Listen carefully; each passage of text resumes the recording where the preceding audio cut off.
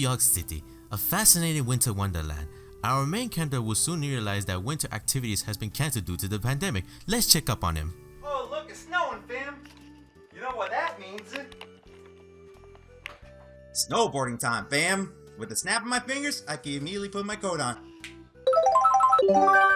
Well, as you can see here, I got my winter gear on. Coat, beanie, extra layers on the bottom too. Now let's go check if Lake Placid is open to the public. Well, those plans are ruined, but you want to know what's better than snowboarding outside? Playing snowboarding video games. Indoors, of course. High five for saying that people suck. Anybody agree? Come on. Anybody want to agree? Anybody? Don't leave me hanging, please. Please. I can't be the only one that thinks like that. No.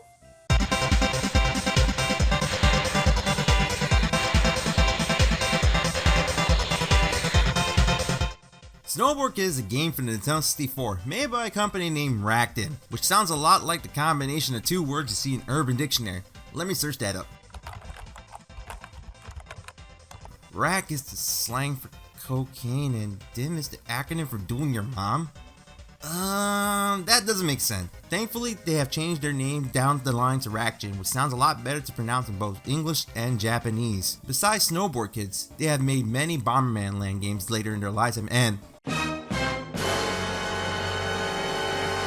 oh no, not this game. Let's forget this game ever existed. To Gehenna, where you belong. Snowboard Kids was also published by the one and only Atlas. Wait, the Atlas we're talking about? The Atlas that made... Wait, give me a second. There's so many games, holy shit. The Atlas that made all these games right here? Wait, let me flip it over if I can. All these games right here, they had a hand in making Snowboard Kids. Well, shit, I could add this to my ever-growing Atlas collection if you can see how big it is right here, though. But who cares? This is an amazing collection, and I'm willing to take it. Oh god, I'm gonna put this down now. Oh fuck. Someone help it. Oh god, wait. Let me get this up.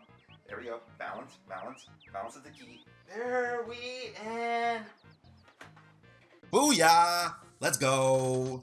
So, what is Snowboard Kids? Why snowboarding? Why are kids using snowboards instead of skiing? Are they afraid of pizzaing a french fry like Ike in South Park?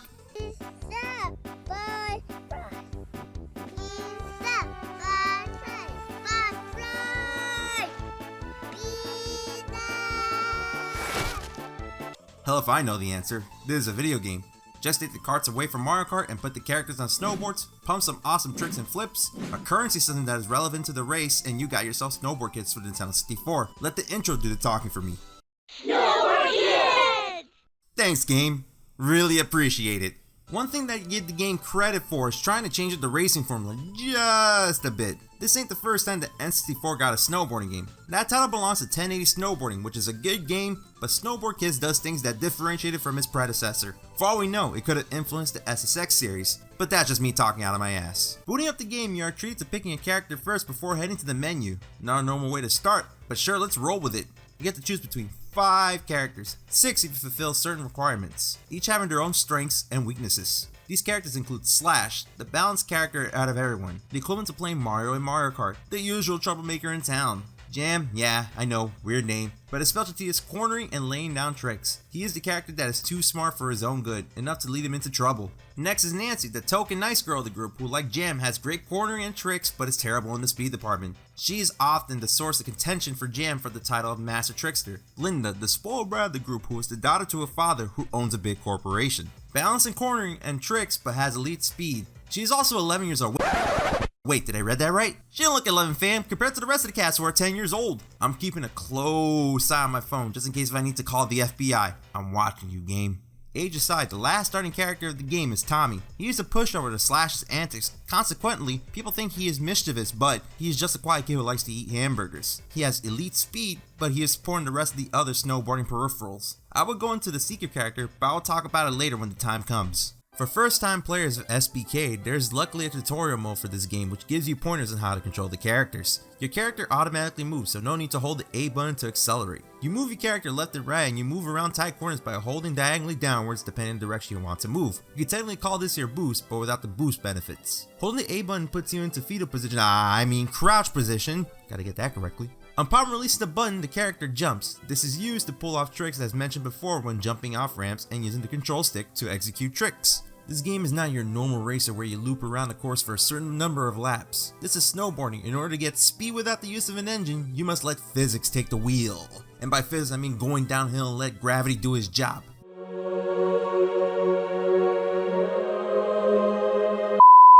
Yes, this is a downhill racer where the goal is to be in first place. No, I'm not kidding. In order to get bonuses in this game, you must always end up in first place no matter what. Along the way, you will collect coins which can be used to purchase items to screw the other racers over. This is the first game where a character can hold 2 items during the race, way before double dash was even a thought. Red item boxes can be used using the Z button, while blue item boxes can be used with the B button. You got your typical explosives like bombs, parachutes to launch enemies high up into the air, to boost like the fan to make you go faster, and pans to flatten all the other racers in their place. This is the most annoying item within the game, by the way. Another way to earn coins is to do gravity-defying tricks off ledges and platforms. See, I would learn the many various tricks, but I am too lazy to learn them. Main reason is because I tend to be too flashy only to eat shit in the end of everything. Plus I'd rather win and get far in the race rather than execute a hand grab spin mid-jump. You will learn later why my mentality is like this. I say it right after the next paragraph as I'm highlighting it right here. Easy foreshadowing for the folks at home. Once you make it to the end of the course, you go through a lift that takes you back to the beginning of the slope. That basically counts as 1 lap of this game. You can easily screw over players once you get on the lift because the turnstile closes on people if they try to come in quickly. Hilarious to cheese the CPUs for their antics in rubber banding. Speaking of rubber banding, this game has a lot of it. Enough for it to hit you back in the eye if you stretch it out all the way back. Hey, I got a perfect idea how to show how rubber banding works in this game. Let's stretch this rubber band right here all the way to its end. What could possibly go wrong? Well, this whole common sense part of my brain is not functioning correctly, but I say screw it, let's start this experiment. Right there, and oh, my hand's about to stop. Yeah, let's not do that again. I almost lost an eye like Ralphie did in A Christmas Story. You'll shoot your eye out, kid. Merry Christmas. On the rubber banding, I'm pretty sure my nostalgia with this game has gone out the window and landed into a dumpster fire because holy defecating Christ, this AI is a big pile of moldy cheese. You thought being in first place would be as smooth as playing Mario Kart? Hell no. You immediately got a target on your back for the CPU to blitz the shit out of you. First thing that happens, the AI will suddenly get a speed boost out of nowhere. It's like their stats don't dictate until they start trying to overtake you. Secondly, and most importantly, every item starts homing in after you. Countless upon countless upon countless upon countless upon countless upon. Whoa. Relax. Wartime flashbacks are coming back. I need more morphing in my system to calm me down. Be back in a few.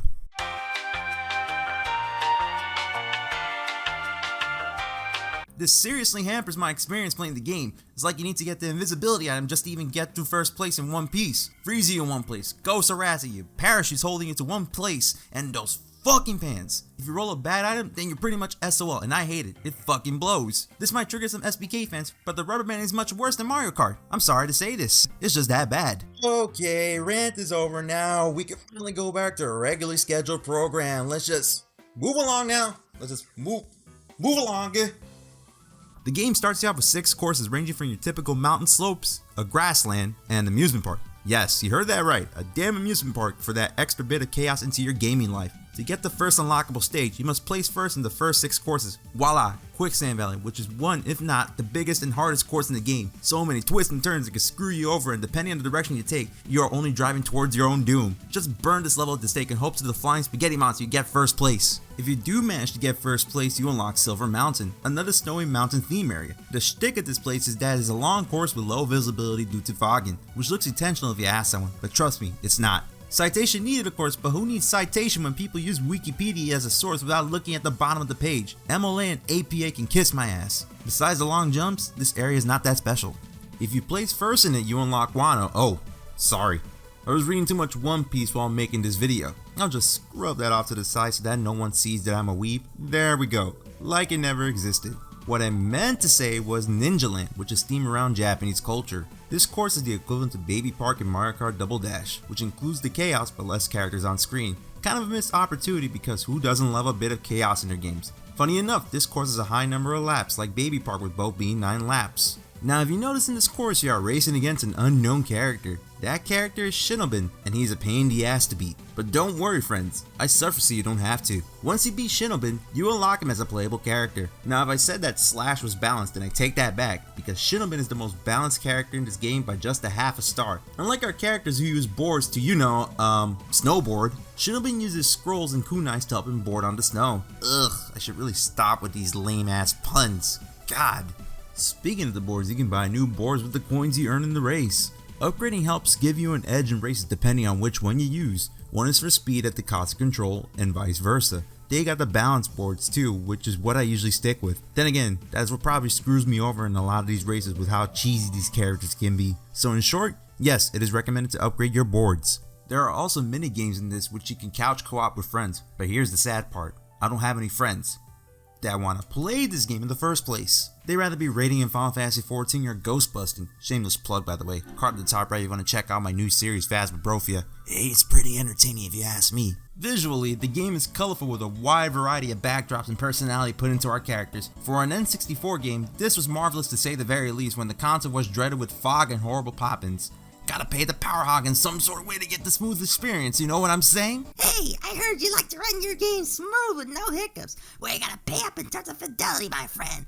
Don't want fog? Let's add some pop-ins. Want a decent frame rate? Let's make our characters a bit blocky, although textured to a high detail. I mean, look at their jackets. And while we're at it... Oh, you and lead. Hunk! The music, while good to vibe out to, does get repetitive. To his benefit at least, is not ear grating or its equivalent, shoving a hot needle down your ear canal. I always throw 1 or 2 songs whenever I am editing. Like what I'm doing right now. Now this is the part where I will end the video, but it would be criminal of me not to talk about the PS1 version of this game. Snowboard Kids Plus is an enhanced version of the N64 version of Snowboard Kids. For a modern comparison, we could say this is like Kingdom Hearts 2 Final Mix. Funny enough, both games are limited to Japan when they came out in their respective time. I didn't do too much in this game to be honest, so footage will be limited. One benefit to this version is that we get an expanded plot to the original SBK, which never gave us a plot to begin with. This is in the form of FFV cutscenes, which in turn introduces us to new characters in the game, 3 to be exact on top of the original 5 we had. These new characters are Nicole, who is rich like Linda, and not to mention went through puberty way too early at the age of 10. Don't make me do this to you, game. I'm warning you. I honestly would rather call the FBI, but I just gotta put you down like Old Yeller for all the shit you'll be doing. The difference between her and Linda is that Nicole gets along with everyone, compared to Linda, who is kind of a bitch towards everyone with her snobby attitude. Next character is Pamela, who is a child actress but is unaware of how popular she is at school. Not enough to notice that every girl in the school adores her. Finally, we have Ruby, who despite his name is the only fucking Chad in the game. And by Chad I mean narcissist who only cares about his status. Also, according to the SBK wiki, he refers himself as a nice guy. I'll let you people fill in the blanks. Let's not ignore the fact that he's a hyper-masculine guy at 10 years old. Not to make Jose Canseco jealous since he did steroids. Seriously, what's up with Rackjet and making 10-year-olds skipping 3 stages of puberty? There must be a trend with this and I'm not liking it. The plot of this game is that Linda, being the snob she is and wants to humiliate her rival Nicole, holds a snowboarding tournament to prove that she's the best snowboarder in town. Nicole, having enough of Linda's shit, dares her that if she loses the tournament, she must snort spaghetti through her nose. Okay. But if Nicole loses, she must eat peanuts with her eyes in spite of how impossible this task is. This definitely sounds like some schoolyard shenanigans right here. Slash and Jam were not happy with the results of the last tournament Linda hosted because she was the winner in her own tournament. That definitely sounds fishy if you ask me. So when they both caught wind about another tournament coming up, they jumped onto the opportunity to redeem themselves and beat Linda. Wow, that's actually some good characterization with some of the characters in this game. Of course, Nancy and Tommy remained their usual selves in the previous games. Besides all that, the game remains the same with the same courses and unlocks, minus an extra unlockable character, Kaede. Wait, let me hear that again. Kaede! Oh, that's how you pronounce her name. Gotcha. The nightmare rubber banding is still strong in this game. Yay! Now this might be a testament to the power of the PS1, but the characters look a bit blockier. The frame rate makes the game slow down a bit. Not too much, but it's significant to notice. This just proves that the N64 is much better than the PS1. Okay, that was a joke, Sony ponies, relax. No need to hound my comment section with your piece of plastic that you worship. Also, play on PC, it will change your life. The one significant thing that I believe adds a bit of charm to this game is whenever you finish all your courses with a single character, you get an ending associated with them. All of them are different too, each of them fulfilling the goals they had at the start of the game. Now I like this a lot because along with the intro, it shows that the characters have a desire to reach. Much better than just a random 10-year-old snowboarding with no context. Now the true question that needs to be answered, which version should you play? Shit man, I don't know, just choose and decide for yourself. Each have their own pros and cons to boot. Let the gamer in you be the true judge. Oh my god, that is so cheesy that I'm uncomfortable in my own skin. How can I burn myself with this? Roll the damn outro. Let's just go. Let's go, go, go. Final summation. Snowboard Kids is not the game I used to remember growing up, but it's still fun to play in short bursts. Even though I compared this game to Mario Kart a couple of times, by no means is another Mario Kart.